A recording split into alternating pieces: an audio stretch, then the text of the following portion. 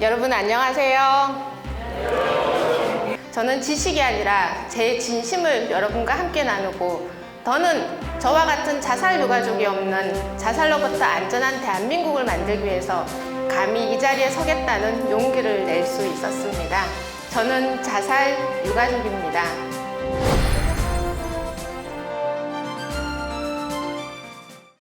군에 와서 처음으로 자살 예방 교육을 받던 날 화장실에 가서 통곡을 했습니다.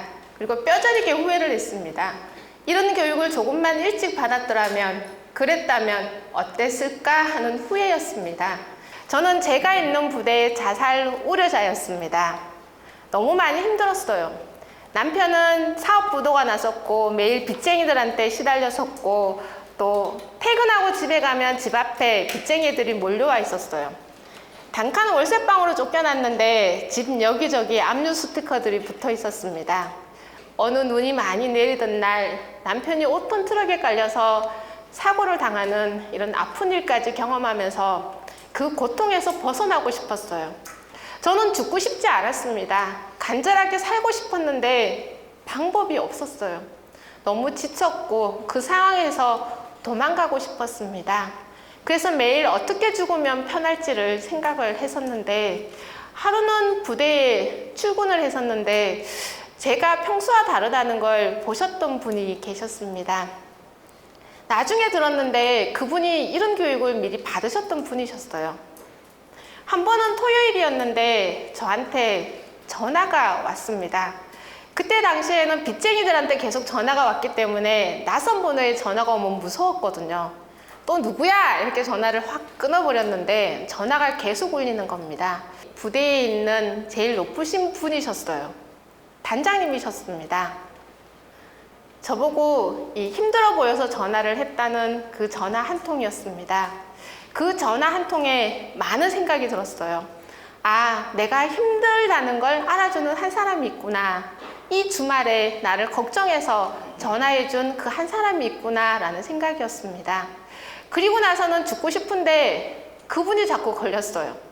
제가 죽으면 그분이 슬퍼할까봐, 걱정할까봐 그게 마음이 걸리더라고요. 그게 나중에 봤더니 보호요원이었습니다. 힘든 누군가에게는 크고 거창한 게 필요한 게 아닙니다. 이렇게 힘들 때 괜찮냐고 물어봐주는 그 한 사람, 그리고 손을 내밀어주는 그 한 사람이 있다면 누군가에게는 살아야 할 이유와 명분이 될 수 있다는 걸 저도 경험을 통해서 깨닫게 되었습니다. 제가 현장에서 10년째 뛰어다녀 보니까 누가 자살을 생각하고 있는지는 중요하지 않았습니다. 중요한 건 자살을 생각하고 있는 사람 옆에 이런 훈련이 되어 있는 사람이 누가 있는지에 따라서 상황이 달라지는 것 같습니다. 여러분들 옆에 계신 분들 얼굴 한번 봐주시겠어요? 내가 힘들 때 나를 지켜줄 사람들입니다. 네. 자살 예방은 이렇게 실천을 해 주셔야 되겠죠. 어려운 거 아닙니다. 특히 직장에서는 일을 많이 하다 보니까 직무 소진이 많이 찾아오고요. 또 그로 인해서 스트레스가 많이 나타나게 됩니다. 또 이 스트레스가 계속 나타나다 보면 우울증이 발생하기도 하는데 2017년 통계에 따르면 연평균 2024시간을 일을 하는데요. 우리나라가 OECD 국가에서 멕시코 다음으로 일을 많이 합니다. 대부분을 다 직장에서 보내고 있는 거라고 말씀드릴 수도 있을 것 같아요. 직장인들은 일주일에 2.5일 평균 야근을 한다고 합니다. 그러다 보니까 가족들하고 소통할 수 있는 시간들이 많이 없어지는 것 같아요. 그러면 혹시 직장인들이 가장 큰 스트레스를 받는 원인은 뭘까요? 사람 때문에 힘드세요? 일 때문에 힘드세요? 일을 시키는 사람 때문에 힘드시죠? 네. 그런데 직장인들이 가장 큰 스트레스를 받는 원인을 한번 보시면 낮은 연봉도 아니고요. 과도한 업무량도 아니고 바로 인간관계, 대인관계가 가장 힘들다 이렇게 이야기를 하고 있습니다. 2007년부터 2017년도까지 인원 30세부터 50세까지 자살률을 이렇게 평가하는데요. 그런데 2017년 통계 우리나라 자살 평균은 24.3명인데 30대에서 50대 이 자살률 평균을 보시면 28.1명으로 우리나라 평균보다도 훨씬 더 높게 나타납니다. 참고로 2017년 우리나라 자살 사망자 12,463명입니다. 여러분들 무섭지 않으세요? 하루에 34.1명이 자살로 사망합니다. 어제에도 우리나라에서는 34.1명이 자살로 사망했다는 이야기입니다.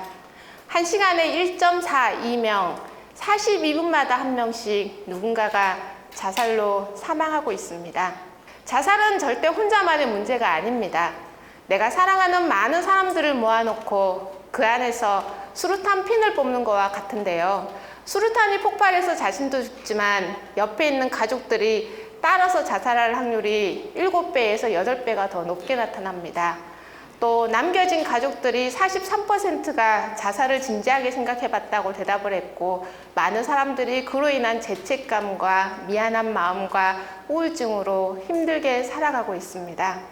연령대별로 자살률을 한번 확인을 해보면 10대, 20대, 30대 사망 원인 1위가 모두 자살입니다. 그런데 40대와 50대 자살 사망자가 우리나라 전체 자살 사망자의 39.9%를 차지하고 있습니다. 특히 40대와 50대 남성의 자살도 높게 나타나는데요. 왜 이렇게 40, 50대 남성들 자살도 많이 하고 또 이렇게 많이 힘들어졌을까요? 여러분은 힘들 때 힘들다고 말하고 계십니까? 아프다고 힘들다고 표현하고 계십니까? 괜찮은 척, 씩씩한 척, 힘들지 않은 척, 외롭지 않은 척. 겉으로는 웃고 계시지만 속은 어때요? 썩어 문드러지는 사람들이 많습니다. 웃는 게 아닌 분들이 많잖아요. 그죠? 이제는 힘들 때 힘들다고 말씀을 하셨으면 좋겠고요. 크게 한번 울어보시면 우울증 예방에도 많은 도움이 된다고 합니다. 그런데 이 결과가 그대로 옆으로 넘어가요. 경찰청의 자살 동기를 한번 보시면 이렇게 표현을 못하니까 30대, 40대, 50대에 정신과적인 문제가 많이 발생을 하게 됩니다. 또 30대의 경우에도 정신과적 질병 문제가 자살의 동기 중에 가장 많은 부분을 차지하고 있고요. 50대를 보시면 이런 정신과적인 질병 문제에다가 몸이 여기저기가 또 아파요. 그래서 육체적인 질병 문제까지 더해지게 됩니다. 그래서 더 이상 미루시면 안 될 것 같아요. 내가 나를 지키는 일 가장 먼저 하셔야 됩니다. 이 자리에 계신 분들 중에서 40대와 50대인 분들, 남성분들 손 한번 들어봐 주시겠어요? 네, 감사합니다. 지금 손 드신 분들이 가장 위험한 분들이세요. 네. 옆에 계신 분들은 이분들 잘 지켜주셔야 됩니다. 네. 자살에는 위험 요인이 있고 보호 요인이 있습니다. 먼저 위험 요인을 보시면 자아 존중감의 상실인데요. 자아 존중감은 자신을 긍정적이고 가치 있는 인간으로 수용하고 인지하는 겁니다. 그런데 요즘 자존감이 자꾸 낮아지는 사람들이 많아집니다. 직장인들의 경우에는 적절한 칭찬과 보상이 주어지지 않게 되었을 때 자기 스스로가 쓸모없는 사람이라는 생각을 자꾸 하게 됩니다. 이제는 출근하시면 칭찬과 격려 아끼지 않으셨으면 좋겠어요. 그 다음은 우울증입니다. 우울증은 질병입니다. 그래서 동료가 이런 사람이 있다면 지금 아픈 거구나. 그래서 내가 도와줘야 되겠구나. 이렇게 생각해 주시면 좋을 것 같아요. 그런데 우리는 자꾸 이런 말을 하죠. 긍정적으로 생각해. 또 이 시간 지나면 해결될 거야. 자꾸 이렇게 해주시는데요. 이런 말 별 도움이 안 됩니다. 그 다음은 술입니다. 혹시 주변에 힘든 사람이 있을 때 제일 먼저 어떤 걸 권하세요? 네, 술 한잔 하자 이렇게 권하시죠. 권하신 다음에는 어떻게 하세요? 두고 가버리십니다. 사고는 언제 일어날까요? 그 다음에 일어납니다. 응급실 기반 연구 결과에서도 응급실에 실려오는 사람들의 자살 시도자의 44%가 술을 마신 상태에서 자살을 시도했었고요. 보시면 술을 안 마시는 사람보다 자살 위험성이 10배가 높게 나타납니다. 그래서 힘든 동료가 있다면 술을 권하시면 안 되고요. 만약에 술을 권하셨다면 어떻게 하셔야 돼요? 술 깰 때까지 안전하게 함께 있어 주시는 거, 이것도 꼭 하셔야 되겠죠. 그 다음은 보시면 경제활동의 위기입니다. 처음에 보셨을 때 이 위험 요인 중에 또 경찰청 자살 동기에 보시면 30대와 40대 경제적인 어려움이 가장 많은 비중을 차지하기도 했는데요. 이 불안정한 고용 상태, 또 실업, 이게 바로 생활에 즉각적인 영향을 미치게 되죠. 그러다 보니까 스트레스도 많이 받게 되고 우울감, 또 절망감, 부정적인 감정들이 많이 생기게 됩니다. 특히 가족의 결속력이 높아질수록 자살률은 떨어지지만 이렇게 가족의 결속력이 무너지게 되면 보호 요인이 되어줄 수가 없게 됩니다. 그래서 가족의 유대관계가 좀 더 뛰어날 수 있도록 보호 요인이 되어줄 수 있도록 함께 노력을 해주셔야 되겠죠. 그 다음은 관계 갈등의 소외인데요. 타인과의 상호관계가 잘 형성되지 못하게 되면 정서적 지지를 받을 수 있는 자원이 충분하지 못하게 됩니다. 그래서 인간관계의 스트레스가 높아지고요. 이는 자살 위험성 또한 높아지게 됩니다. 자살의 주요 원인은 보면 이런 사회적인 유대감이 상실되었을 때 이게 가장 위험해지는 것 같습니다. 이렇게 죽고 싶고 힘들 때 그런 순간들 다 있으시잖아요. 그죠? 그때 생각나는 거, 걸리는 거 이런 게 많아져야 됩니다. 이걸 우리는 보호 요인이다 이렇게 이야기합니다. 힘든 누군가에게 그 말씀을 해주실 분들 바로 여러분들입니다. 먼저 자살 사망자의 92%가 자살하기 전에 언어로든 비언어로든 의식적이든 무의식적이든 자신이 자살을 생각하고 있다는 걸 어떠한 형태로든 알리고 싶어하는 이런 심리를 다 가지고 있었습니다. 하지만 주변인들의 77%가 이를 인지하지 못했습니다. 또 인지했다고 대답했던 21% 또한 설마 이게 자살로 이어질 줄은 몰랐다. 걱정은 했지만 혹시라고 생각은 했지만 그냥 지나쳤다. 이런 대답들을 했습니다. 그래서 우리가 이런 신호만 다시 한번 잘 식별할 수 있도록 훈련이 되어 있다면 많은 부분의 자살은 예방이 가능해진다는 뜻이기도 합니다. 자살을 생각했던 사람들, 먼저 언어적인 신호에는 어떤 게 있을 것 같으세요? 죽고 싶다는 표현을 많이 했어요. 이 말을 들으면 어떻게 대응을 해주십니까? 너만 힘드니? 네.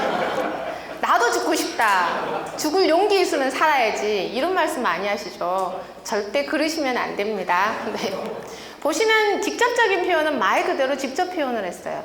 직접적으로 죽고 싶다. 자살, 죽음에 대해서 직접적으로 표현을 많이 했습니다. 보시면 이렇게 살 바에야 죽는 게 나나 없어지면 모든 게 해결될 거야. 이런 표현도 많이 했었고요. 또 신체적인 불편함도 자주 호소했습니다. 몸 여기저기가 아프다는 이런 표현과 자기 비하적인 발언도 많이 하고 있었어요. 여기 간접적인 신호에 보시면 그동안 고마웠습니다. 미안합니다. 행복하세요 라는 표현들을 하거나 특히 이 50대와 60대는 주변을 부탁하는 표현을 많이 했습니다. 내가 없으면 부모님 잘 부탁한다. 내가 없으면 네가 우리 집 가장이다. 네, 이런 표현들을 많이 했어요.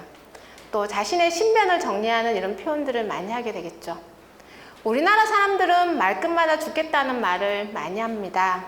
배고파 죽겠다, 배불러 죽겠다, 힘들어 죽겠다, 좋아 죽겠다. 우리는 이렇게 늘 말끝마다 죽겠다고 말을 합니다.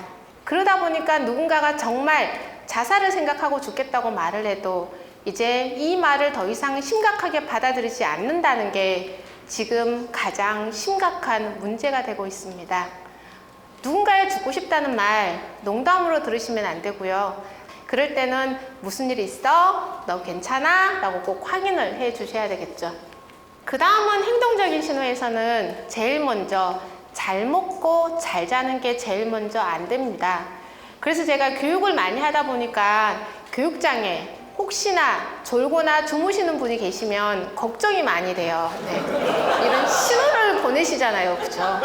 그럴 때 옆에 있는 동료분은 절대 그냥 넘어가시면 안 됩니다. 혹시 이 사람이 요즘 불면증이 있는 건 아닐까? 혹시 고민이 있는 건 아닐까? 이 부분을 꼭 봐주셔야 됩니다. 여기에 상황적인 신호를 한번 보시면 이 앞에 설명드리는 위험 요인과 연결되는데요. 이어진다고 보시면 좋은데 여기에 보시면 이런 경제적인 어려움이라든가 질병 또 사랑하는 사람과 헤어졌을 때 엄청난 상실을 경험하게 되는 것이죠. 스트레스에는 누적 효과라는 게 있습니다. 어떤 큼지막한 사건 하나가 이 사람을 무너지게 하는 게 아니라 작은 사건들이 쌓이고 쌓여서 한계에 다다라 있을 때 마지막에 더해지는 이런 사건을 우리는 자살의 촉발 사건이다 이렇게 이야기합니다. 안 그래도 힘든데 이런 사건이 더해지게 되면 자살 위험성이 훨씬 더 증가하게 된다 이렇게 봐주시면 좋을 것 같아요. 그 다음은 가장 중요한 건데요. 자살을 생각하고 있는지 직접 물어봐 주시는 겁니다. 92%가 이렇게 신호를 보내도 우리는 여전히 물어보지 않습니다. 또 우리는 물어보더라도 내 입장으로 물어보죠. 너 혹시 자살 생각하고 있는 거 아니지? 너는 자살 안 할 거지? 이렇게 답을 정해 주십니다. 또 자꾸 나쁜 생각, 안 좋은 생각, 어리석은 생각하고 있냐고 이렇게 비난부터 하게 됩니다. 그럼 말할 수 있을까요? 말을 못하게 됩니다. 자살에 대해서 자유롭게 말할 수 있어야 자살률이 낮아집니다. 용기를 내십시오. 타이밍이 중요하다고 말씀드렸어요. 이 타이밍을 놓쳐버리면 더 이상 기회가 찾아오지 않기 때문입니다. 그리고 혼자가 아니라는 걸 알려주시고요. 주변에 도움을 요청할 수 있는 많은 자원이 있다는 것도 알려주시면 좋을 것 같아요. 주변에 도움을 요청할 수 있는 자원 생각보다 많이 있습니다. 그래서 이곳에 도움을 요청해서 도움을 받는 것도 많은 도움이 되실 것 같습니다. 끝까지 경청해 주시고 우리 국민들을 지키기 위해서 함께 해주고 계신 여러분 자신을 위해서 옆에 있는 동료를 위해서 힘찬 박수 한번 주시겠습니까?